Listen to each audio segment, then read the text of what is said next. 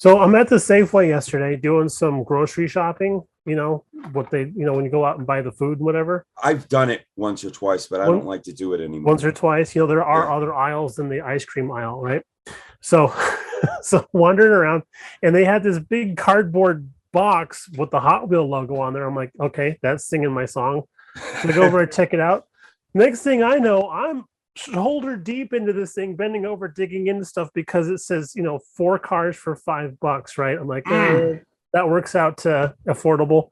So I'm digging through the box to find these. Sweet. I have a fourth one that I have tucked away, but yeah, I was like, okay. That is awesome. And you know what? Now the world knows, because guess what we're doing? Now the world knows, because we are recording. We are recording. Get that out of the way. So this is BG. And that's Luka Cee. And we are the Model Car Guys. on YouTube. On YouTube.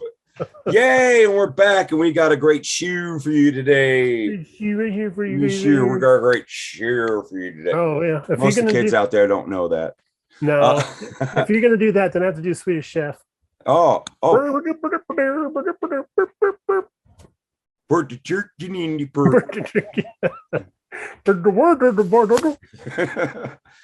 Everybody switch. Listen, they're all switching off, so I can't watch this. Sorry, Sweden. We got a cool one though for you guys. But first of all, before I get going, which I have no idea what I'm about to say, is what the heck do I have about to say? Wow, vacancy. It just happened. This is the Model Car Guys show. What do you expect? As you can see, we're back at doing this format because I'm a little rough in the gills right now, and I don't want to make Mr. BG sick and stuff. And yucky. I've had the gunk for like 2 weeks now. It's bad enough when he touches me. I have to go and I can't. One day if I could do this and then my hand comes, get somebody over there. Shields up, red alert.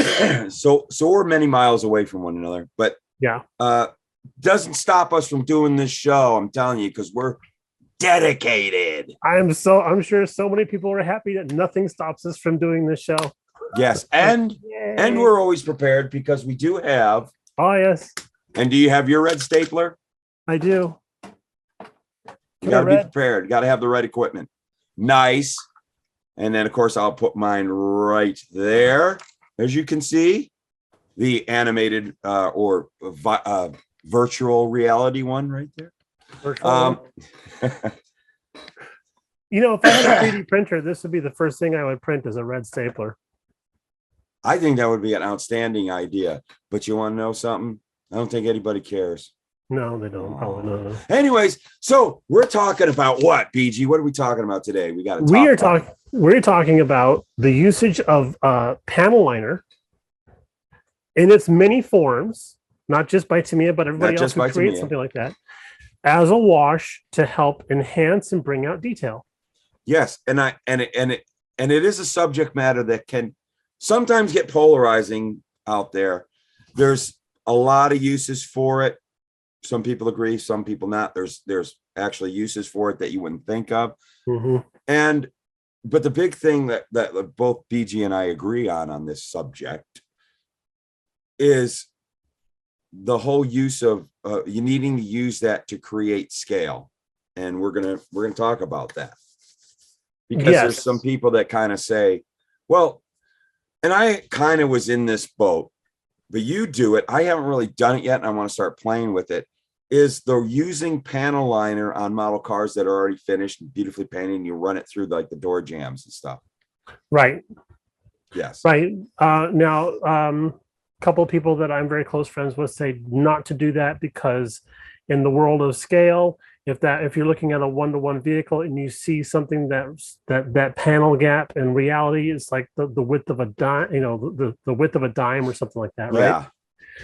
So I'm like, yeah, but when you're building a model car and you want to bring attention to it, I'm going for realistic type of value. Tricking the eye. Exactly. I mean, some of the best compliments I've ever got when people would look at a photograph of something I had built and say, I thought that was a real vehicle. And I'm like, Yeah. that's better than an old And one. that's always a great compliment. It's an awesome compliment. And I'm telling you, guys that are doing photographs for magazines now, their eye seems to be sort of changing towards that type of build as well. Yes. There's always going to be space for the pristine, fresh off the showroom floor look of a vehicle, but there's also that growing school of not so much the rat rod or the No. shop truck type of thing, but something that's got just that little bit of extra realism. Been on the road a couple of years, or it gets Right. used, it's loved, Exactly. it's waxed, and could have a show car even quality paint job. But it's Exactly. still, you look underneath and you look in some areas, and it's a little dirty. Yeah. A little dirt. Yeah. A little bit of raccoon stuck up there in the wheel, whatever. But yeah, whatever. It depends on where you live. right. But I mean, if you were to look at the progression of the big rig builds that I've been doing over the last few years, Yeah. up until last year when we did the auto car dump truck, I mean, every year was getting a little bit dirtier, a little bit more used, a little bit more authentic looking and stuff. And then we got the dump truck, and that was like the pinnacle, the pinnacle of my big rig builds right now. That thing's filthy. That and your bulldozer. Yeah, and I freaking love them. And when people come over to visit, I have those on display all the time, of course. Oh, I know. I love it. I'm always looking at it when I come over to your house. Right. It's very cool. But people come over and they take a look at that, and they're like, I had no idea the detail that we can see because of what you did to it.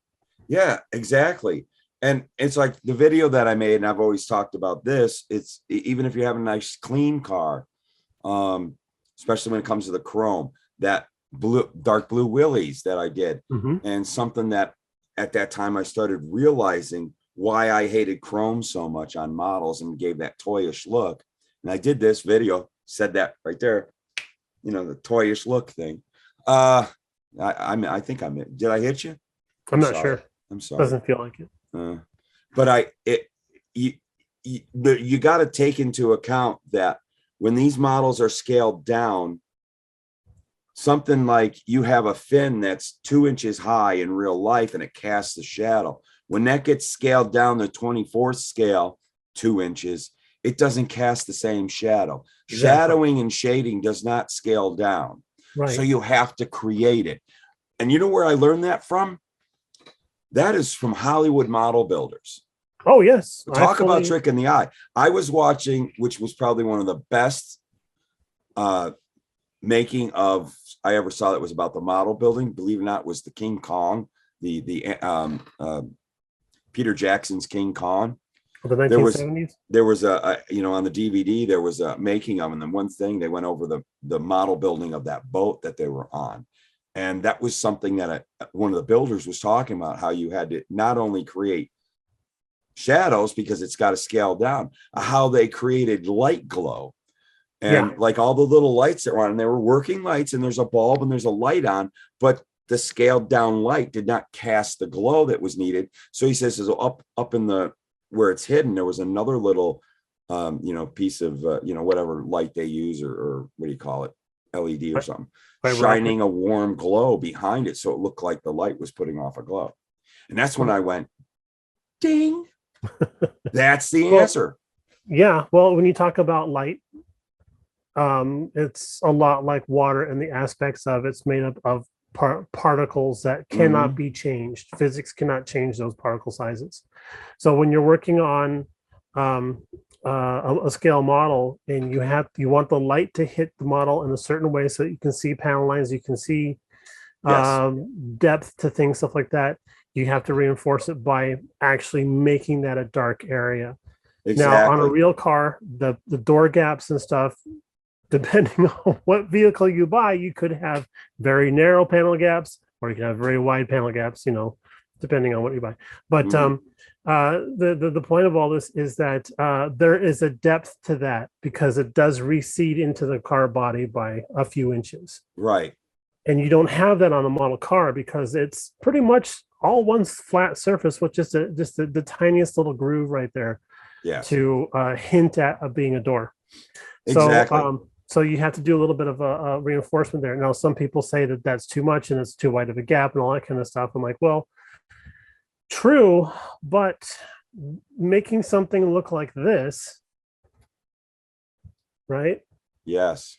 With the washes and stuff on there really helps bring out the detail compared to, let's just say, a Hot Wheel, right? Even though they're two different scales. If I did panel liner gap on all this type of stuff, it would look like a completely different thing rather than just Yeah, exactly. Because the panel lines end up kind of vanishing. Exactly. And there's where that that just trick of looks the like, eye gets lost. I mean, this even though on camera stuff, this looks like a bar of soap with wheels in it because there's no definition to it. Yeah. But I've done that. I've gotten out some of the old Hot Wheels and I've goofed around with panel lining and I've done some shading and stuff like that. And I'm like, man, it makes a huge difference. Gigantic difference. Gigantic difference. And like there was a point made out on the YouTubes by a creator who I'm not bashing him at all. I get what he was saying, and he was showing on a real cars. Look, there's no black in here, so putting black panel liner, you know, his point was it's not on the real cars. You shouldn't put it on models. Where I, you know, have to counterpoint him on that is, you know, you're correct in a way, but it's again creating that illusion. You've got to create a depth and you've got to create a shading that it gets lost in scale. And where I agree with, where I think it's bad and where I used to not like, and I haven't done it yet, I'm going to start playing with it. The panel lining outdoors, I always hated it. I think it hasn't been done correctly, where people are just taking black panel and it looks like a black line. Start working with it, start shading. That's why I want to like, you know, we've got our panel liners, and you got black and you've got brown, and depending on the color of your car, you've got these different colors. And then there's some grays I want to get. Yep, you got your, and but you have some gray panel liner. I have to go pick some up from Andy's. I want to start playing with the gray panel liner to maybe just yeah, exactly. That will tone it down, and I think and even maybe a little bit of mixing. You were over when Brandon was in town, the Mile High Scale modeler. I've heard of him. Nice guy. I follow him on TV. He was working on his GT3 Mercedes. Oh yeah, that thing turned out beautiful. And he started putting some panel liner down. I think it was the gray, this one here. Yeah, that's right, because it's a white car. Yeah, it was a completely white car. He started laying that down in the door seams and then all around all the little accoutrements that go on the car and everything. And that thing, I'm you know, you and I are sitting there across the table from watching him do this, and that thing starts to come alive. Yeah, it made it pop. And it went from going to be a die-cast toy like thing to an actual representation of a real car. Yep. Yeah. And exactly. I thought, even though it was a what-if car on his part, but I was like, kudos to you, man. You're making it. Yeah, exactly. It's making it your thing. Yeah, I that has been always my thing in model car building. And Brandon was dropping it in there, and he's watching that stuff flow, and he's going, "Wow!" All the capillary action. Yeah, it is fun. I've been doing it for years, like especially in grills and stuff. And I still, when I do it, it's just like it's one of my favorite things. It's like it's almost as soothing and relaxing to me to do panel liners and you know, in grills especially, and all kinds of chrome and letting it fly. Is as much as I love cutting flash off. I love scraping and cutting flash. Take me away. It's soothing. Hey, to each their own. I find sanding very soothing. You're watching the Luka Cee channel on YouTube.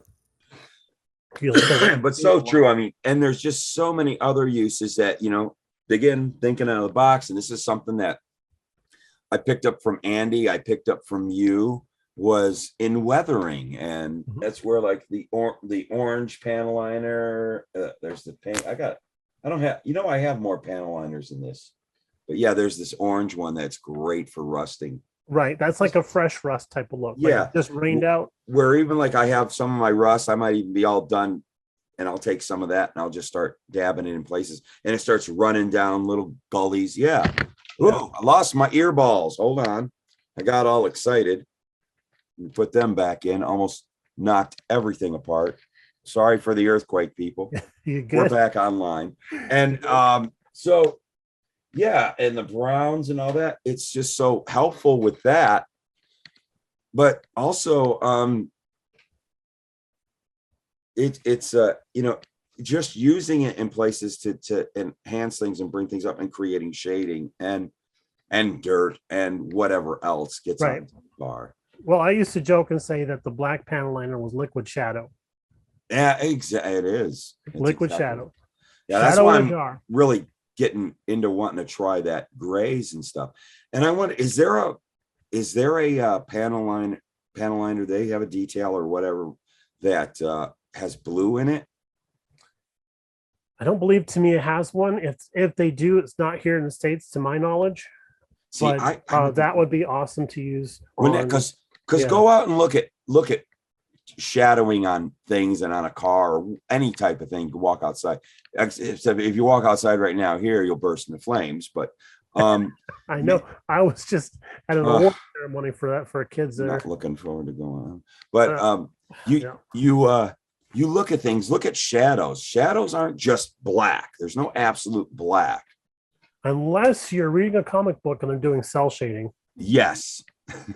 That's when there's absolute black. Right. But you look at it, there's always kind of like some things you'll see, especially as it gets to the outer surface or the outer edge of the shadowing, it gets kind of a blue to it. And that's where I think some blue would look really good. You think about the song where they talk about the Purple Mountain Majesty, right? Where the mountains are in shadow.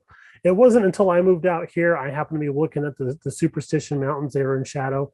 And I'm like, son of a gun, they're purple. Yeah, that's it. Yeah, that revelation happened to me in the early 80s, because I was in the Appalachian Mountains when I was a kid, up in southwestern New York, and everything was green. I didn't understand. So what's this purple mountain? How the heck can a mountain be purple?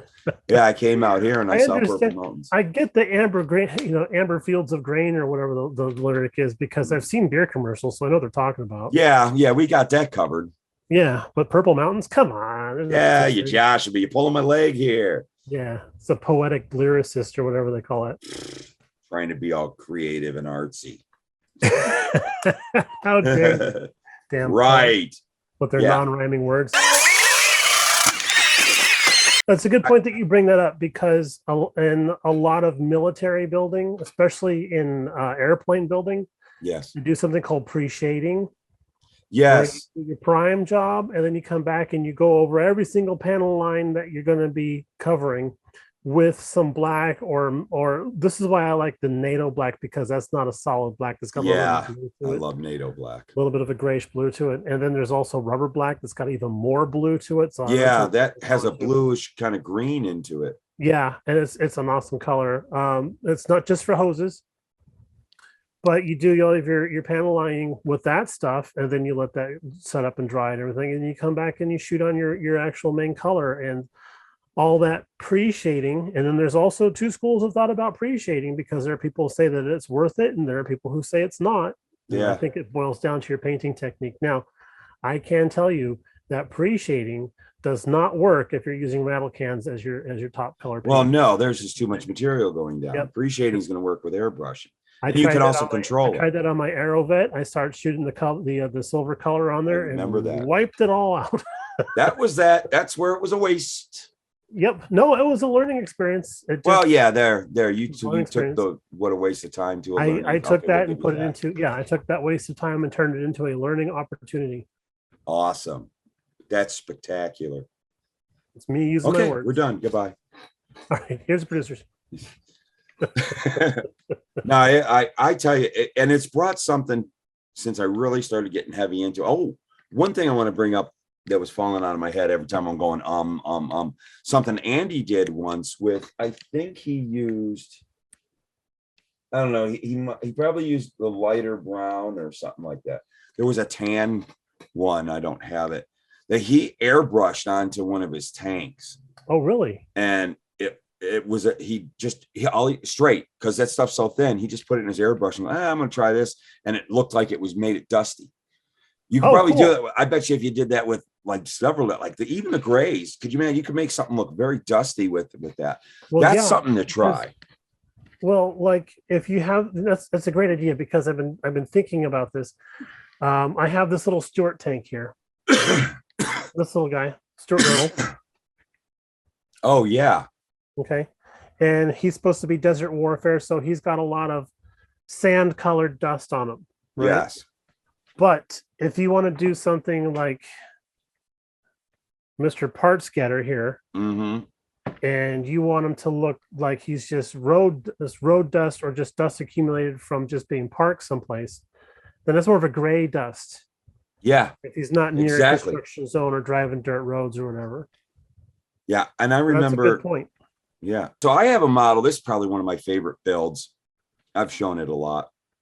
But I wish I would have known about panel liner and that whole airbrushing thing, because I got the look, but it didn't really come through well. But my little running the dirt roads forward here. Okay. I was looking at, like trucks that have been running out in the desert one day, driving home. And that's where I kind of got the inspiration to do all this fogging. I thought, man, you could get that look by just airbrushing tan or something. Yeah. And that's just, yeah. So it'd be, it's a famous color. Yeah, here it is. Buff XF57. Yes. That is, I'm sorry for being blurry. I don't know why my camera's blurry today. Yeah. But that is the color for doing overspray dusty. Yeah, I have too. I've been doing that too. But I thought for like that really light dusting that, see, you can't see, it actually looks really good because, my camera blurs too. But if you look at this model, you can see, especially on this side, you can really see, if you ever see this thing at a show or I have it out on the table at a model meeting, you can see that you can see my airbrush strokes, and you can see where it kind of doesn't quite fade in as well. I was trying to get it to fade, and it needed to be, I probably could have thinned this out, but you know what I was using? That was freaking Tester's enamel, the little square bottles, just flat tan. That was before I started discovering all the other great stuff out there. I could probably do this effect so much better with like that buff, or when I looked at what Andy did with just, because this stuff, is so thin. Right. Holy cow. So, yeah, it's tricking the eye. You want to trick the eye? That's what I say, trick in the eye when I have no more words in my head. Trick of the eye. Well, on this guy here, my parts runner or my shop truck, I need to do a video on that thing. Yes. I need to do a video on this guy here pretty soon. So much so. But I did with I think it was this one here. Oh, yeah. The accent brown. I did just washes over the whole thing with it. Oh, really? Yeah. So these come with an itty bitty little brush in there. Yes. You dab, you dip and dab, dip and dab. It was like after about 10 minutes of that, I just got out the paintbrush and just blunk, swabbed it all over. Yeah. And then paper toweled off what I didn't want. And it left behind a really awesome looking. And that's the thing also, if you've never used this stuff, you've got to know that when you're doing it, oh God, I think I messed my model up, and it looks horrific. Don't do nothing to it. You do a little dabbing. I always have a little twisted piece of, paper towel or something, and you just touch it. It soaks all the big portion of it. But lots of times, step away, let it dry. It's amazing what this stuff, let it do its job. It vanishes and self blends. Exactly. And it almost, when you thought you put too much on and you come back to, you go, geez, I need more. Right. And there's a couple of techniques, you can do the dab technique, like you were saying, blotting type of thing. There's also one where you roll up a paper towel or a rag, and then you just kind of roll along there. It's called rag rolling. Oh, yeah. In the we would do this as a technique to do different types of textures on wall paint and stuff. And you do that rag rolling thing, and it will leave behind a textured pattern on the surface that you do it on. No kidding. So then there's that, and then let's say you put some on there and it won't come back off. because it got into an area you can't get to it, or it's a little too cured, it won't rub off, whatever. Add some more. That's right. So what I'll do is I'll take a cotton bud, bink, and I'll just add more to the cotton bud, just straight out of the bottle. Just dab it on there, and then go hit that area that I got a little too much on. And it'll just take it take off. it right back off. Yeah, off, obviously. Yeah, because that stuff reactivates. Exactly. It reactivates. That's a great idea. Ooh, I'm learning stuff on that. I'm glad I'm watching. See, tune into the model car guys. You'll learn stuff. You'll learn stuff. That's one to grow on, or whatever. Yeah. Yeah. So I'm telling you, if you're on the fence about panel liner, guys, you got to try this stuff out. And I know I've heard, I just take paint and thin it down. I'm telling you, there's something magical or pixie dust spreading it. It's not the same. Because I did that for years. And then when I started using this stuff. Whoa. And that's something else too, is if you take paint and thin it down. I did a video about panel liner before, and some of the comments that came back and said, I've never had the issue that you say you're having, which is putting the Tamiya panel liner over enamel paint. I've had trouble with that in the past because the panel liner is in enamel itself. Yeah. And like you said, it does reactivate, right? A couple of guys said, I never had that problem. I'm like, cool, awesome, good for you. But it's only a matter of time, because it says right on the bottle. Even mentioned that before. It says right on the bottle, do not put over enamel paint. It could cause problems with the existing paint. Yeah, and even Andy, that's why he talks about, he uses the MIG and the acrylics and all that stuff, and that's a point he uses. He said that in many of his videos when he's going panel liner crazy, when he's really weathering the heck out of his tanks. Is I shoot this with the main color with ammo by MIG or something, the acrylics, because the panel liner is going to screw up if you use an enamel. I have and he's completely correct, and it will happen. It's just a matter of time. He knows a little bit about modeling, I think. He knows a little bit about modeling, yeah. So I have here from Vallejo or Viejo, depending on where you are in the world. It's a model wash. It's Rust Effects. Love that stuff. I have some of that too. And this is an enamel also. It's basically the same thing as Tamiya stuff, just a little bit thicker and different pigmenting for licensing sakes, perhaps. Yeah. And then I also have from a.k.a. their rust wash also. Yeah, I love that stuff so much. I have been buying it up here in Little. I'm starting to get a nice collection of both a.k.a. and the other a.k.a. there that you showed. It is, I think, I used to be a believer. I think we talked about this, might be going a little off track what we're talking about, but we're not, because it's all about detailing. Pretty much, yeah. When I used to build my cruddy cars and dirty up, I just use dirt and get it all wet and smear it on there. And I use real motor oil. I used to be proud of that. And then it's like, well, again, we're talking about scaling, because real dirt, even no matter how soupy you get it, and real oil to make oil stains and all that stuff, it's not to scale. It really is a scale. Yeah. Real motor oil has a certain viscosity to it. Again, it's a molecular thing. You can't shrink the molecules. It doesn't act correctly when you're trying to use it on a scale model. Water is another big problem. If you wanted to have a scene in a diorama or something like that with water, people recreate it with all sorts of. They even use melted wax to get it to, especially like on the model railroading stuff. They'll use melted wax or wax beads or something like that melted down, and they'll tease it all out and everything like that in order to make it look like white water going over the waterfall, stuff like that. So it comes in real handy for that kind of stuff. But yeah. It's people who do movies. I was just gonna say, it's like the old King Kong movies from the 60s. Right. You watch the movie Raise the Titanic.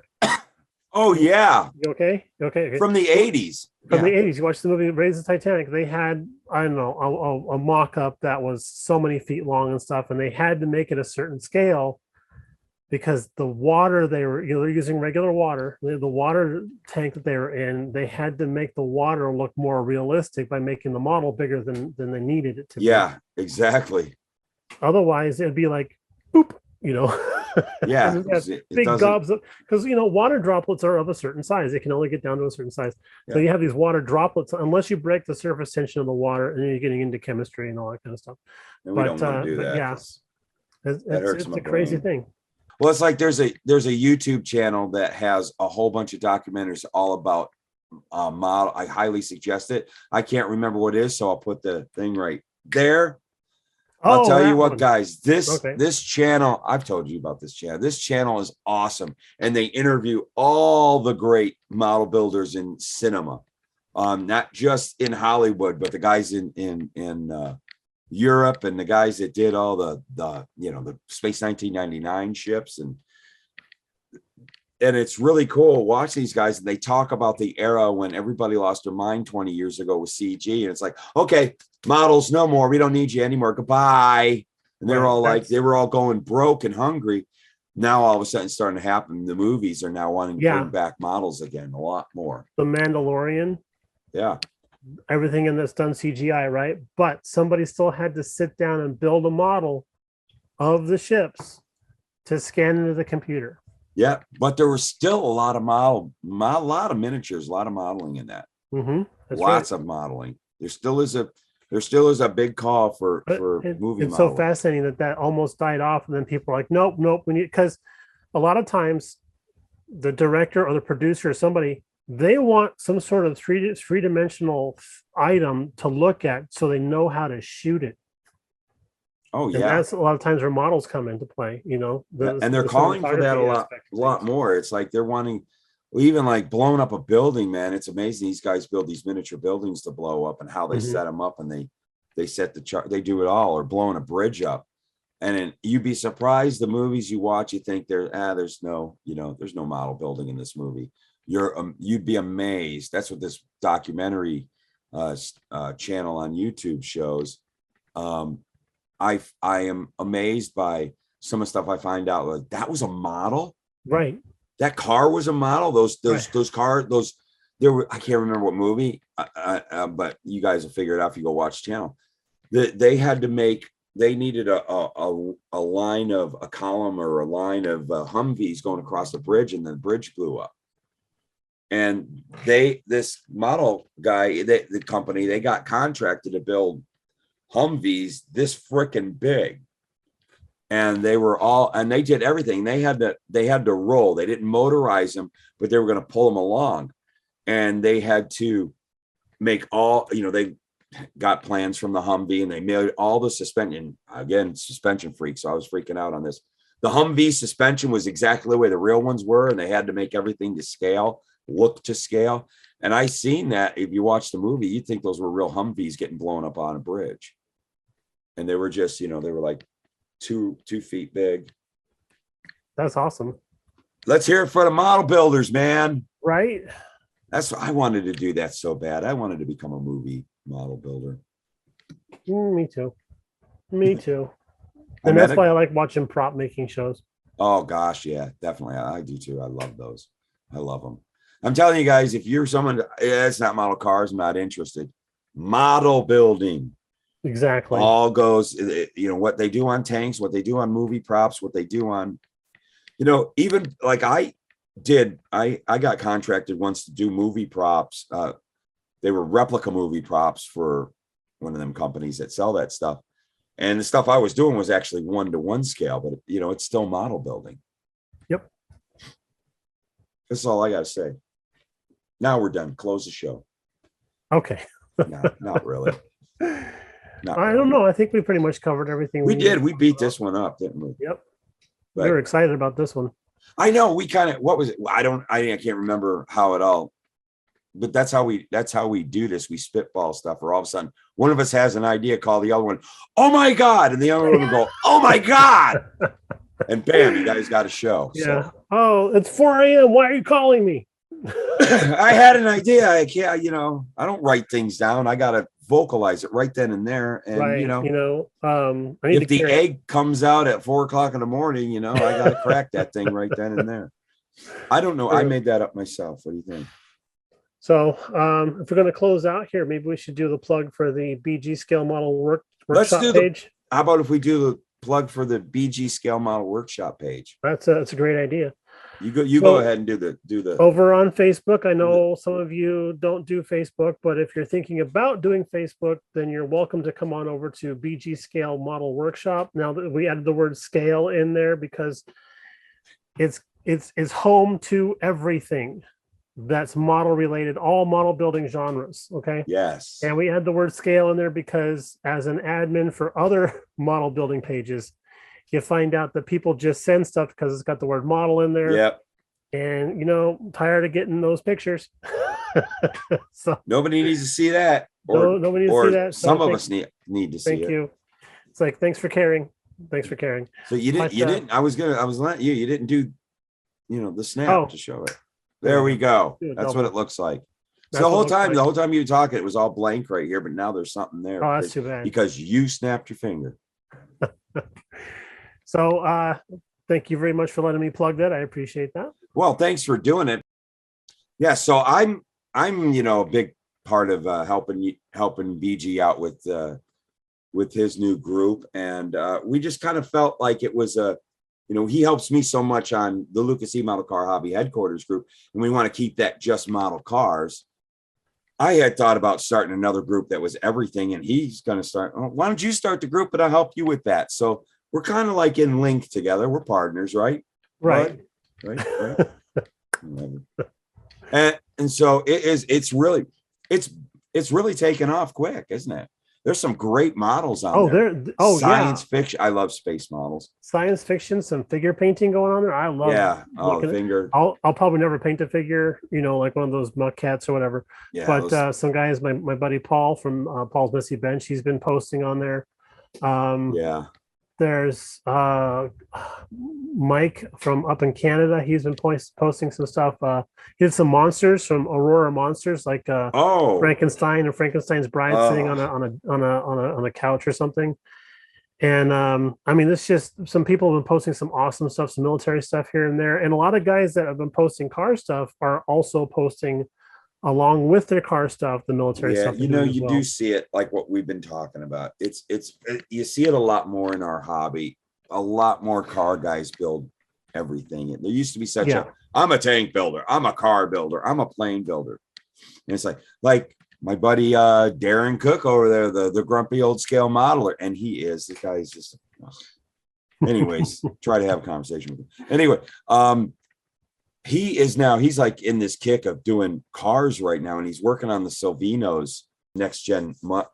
He's blowing my mind. He keeps sending me pictures of stuff, and it's blowing my mind what he's doing. He's an airplane, but his airplanes. You've seen Darren Cook's airplanes. Oh, yeah. You saw his stuff in person up in Vegas last year, right? Oh yeah, there's some amazing stuff. Won, man. Yeah, I think he won first place with some freaking airplane. Will he be up there for Best of the West also? I don't think so. No, I think where he's aiming himself for is the Nationals in Omaha, Nebraska. Mm-hmm. So that's him and the Model Geeks. By the way, I might as well plug Model Geeks. What the heck, they're good friends of mine. That is they're just airplane guys, and he's the only some kind of car guy. But they talk about model building, and the subject matters that they talk about pertains to us. If you're just strictly a car guy, check out the Model Geeks podcast, man. They have some great stuff going on. The things they talk about that we will all relate with. They talk about going to shows. They talk about when they're having mental blocks. They're talking about, when Darren's being the grump that he is. So it's funny. They're very funny. So check them out. That's my plug. That's my good deed for today. Darren, you owe me. Nah, he doesn't owe me. I do that for him any day. That guy, are you on his group? He has the also the Facebook group. I don't think I am. No, I should check it out. All right, I will. I'll put that on my watch list. Chucky Monsters. Chucky Monsters there? All over there. Yeah. Sorry, should I bleep that out? Was that unnatural to say? I don't know. Oh, It's unnatural to say such. anytime you talk about Chucky, it's unnatural. That's true. I don't know why anybody watches that crap. I don't, quite honestly. He sent me sneak peek pictures of a project he's working on. And I was like, I will be happy to lose to that thing at shows. Thank you. That is going to be pretty darn cool. Mhm. I think he put it out on video though, but just in case. Right. But yeah, that thing is pretty cool. Yeah, that guy's a talented model builder. Speaking of sneak peeks. Ooh, you got a sneak peek? Oh, I know about a sneak peek. Yeah, what you think? There it is. I think it's freaking awesome is what that is. Yeah, talk about crossing over. I am so looking forward getting that. Yeah, I'm getting some ideas. Are you're gonna get one, aren't you? I'm gonna yeah. Yeah. I am. I tell you, I just love this quarter-ton military vehicle thing. Jeep. I said it. I'm not gonna get into why. You know, right, it wasn't even through my video, I dodged the heck out of that. But yeah, this Jeep is, oh my God. I'll tell you what, some of the model companies need to take a look at what TACCOM did with this Jeep they're coming out with. Oh, I'm sure. Take some frickin' pointers. Yeah, I watched Andy's reveal and I was like, through the whole thing. And you haven't watched mine yet, though. It's in the playlist, right? It's in the play. It's in the watch list. That's right. Okay. Yeah. Wait till you watch mine. I get real in depth, so you're gonna even see more. It's gonna. Andy was showing trees and stuff. You'll be like, "That's a water pump. That's a fuel pump. Yeah, that's an intake manifold."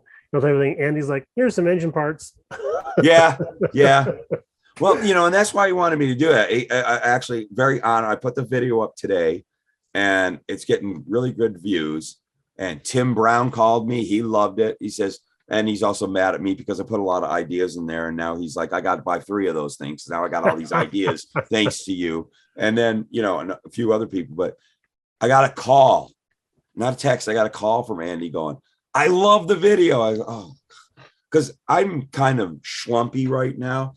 And I didn't feel it while I was making. I felt like I was going, okay, here's the water pump. Look at the engine detail on this. And, we kind of. And that's how you are usually in the rest of your videos. Oh, that's true. Why they're all my watch. Okay, so it's me. I'm being me. This is you. Thank goodness. So when we get off here, you got to go watch mine, and then you'll be really impressed. This right after I get back from the pharmacy. That's who keeps calling me right now. It is. It is. That is such a cool model, man. But something that, like I said, I think it's going to be a really important model because it is a heck of a crossover because of its scale, because of its price point. $49, full engine detail, and it has a gun and a figure. What I love about that particular vehicle of choice is that after the war, it was used for farmers were buying those things and making them into tractors and all kinds of crazy. Oh yeah. Well drilling rigs they'd have on the back of those. That I was trying to find a picture of one of those. They were very, very popular for that. Yep. And there's any number of things you can do with it. And then if you're building the 1/16 scale dragsters and stuff, there's all kinds of stuff you can do with that as well. Like you said, when we were talking about it. I'm thinking about getting one, doing it up in military outfit, but decorating it to make it look like it's in a parade. Nice. A D-Day parade, Very or not a D-Day, not a D-Day parade, excuse me. D-Day. VD Day? Never mind. That was the day after. Slow clap on that one. Hey, VD is nothing to clap about. Okay. Wow. I went there. Gonna get letters. Put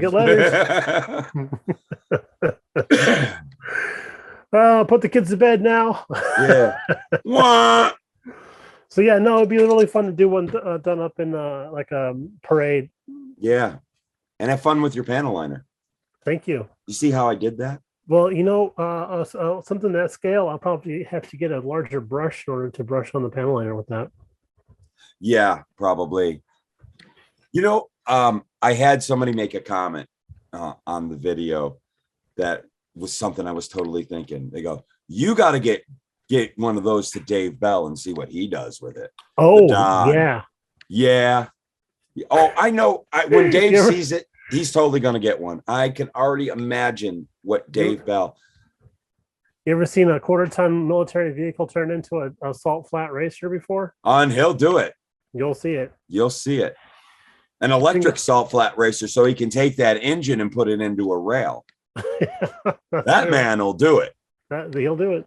Oh yeah, yeah. He'll do it, and he'll do it well. Yes, that's one thing that the Don has, is when he does it well. And with that said, we killed the heck out of this subject. I hope you guys enjoyed it and learned. Please put down in the comments below what you think about what we say out of our faces about this subject. Exactly. Especially the Whatever. panel liner thing. Let's go to Andy's. Let's go to Andy's. Oh, Look wait. at that. We bash Here's the into producers.